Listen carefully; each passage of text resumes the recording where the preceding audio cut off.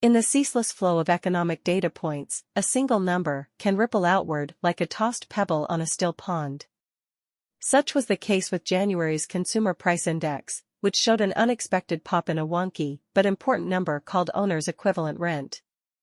This obscure metric, representing what homeowners would pay to rent their homes, revealed itself as the riddle wrapped in the CPI Enigma, a puzzling spike that has economists and Federal Reserve officials scratching their heads.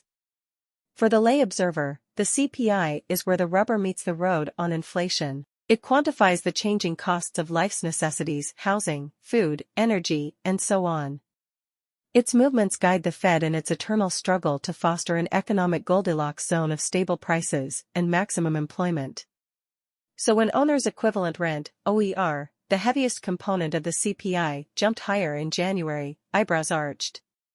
It marked an abrupt reversal from recent trends of moderating rent inflation, a key factor in the nation's hard-won progress against broader price pressures. The unexpected OER surge caused many analysts to chalk it up as a fluke or statistical noise.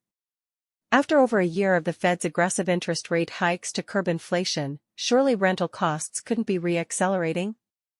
Others suspected a methodological shift at the number-crunching Bureau of Labor Statistics. Then came the leak, a seemingly innocuous email from BLS staff to super users of their data, hinting that a reweighting of housing types might be behind the puzzling jump in OER. The BLS quickly sought to sweep the communication back under the rug, but the cat was out of the bag. If the email's implication is correct, the OER spike could persist for several months as the data wrestles with giving proper representation to slower-cooling single-family home rents versus the faster-easing costs for apartments and other multifamily dwellings.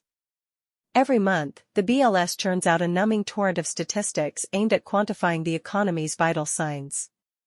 Most fade quickly from conscious thought, mere scratches on the civilizational chalkboard. But the few marquee numbers, like the CPI, take on outsized significance. They become mastodons around which orbit interpretations, policy responses, and, ultimately, the real-world financial fortunes of businesses and households alike. So this little OER riddle matters, far more than its obscure name might imply. If the email's hints prove true, it could force the Fed to hold its monetary policy fire a while longer as policymakers await confirmation that lingering rent pressures in the OER won't reignite stubbornly high overall inflation. For those seeking a pause in the economic turmoil brought about by the central bank's inflation fight, it would delay the sunny calm after the storm. The riddles never cease in our maddeningly complex economy. Perhaps this OER conundrum will prove but a minor note in the endless economic score.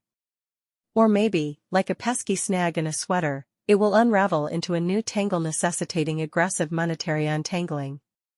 As is so often the case, the answers reside in the inscrutable language of data, those digits and factoids we casually consume yet rarely comprehend in full.